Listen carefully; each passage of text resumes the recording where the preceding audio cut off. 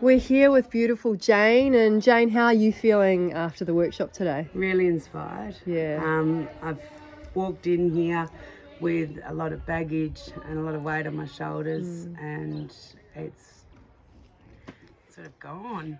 Yeah, Like, wow. I feel like I know my direction and I can actually achieve my goals. Amazing. And how did you feel before you walked in this morning?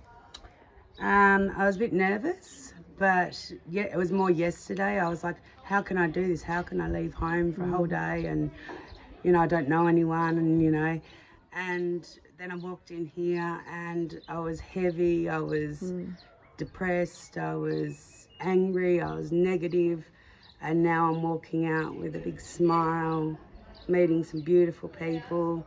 Millie knows her stuff, and you girls are just incredible. No, Like, you're incredible. Oh, I see you so deeply. And what's the biggest takeaway that you've got from today?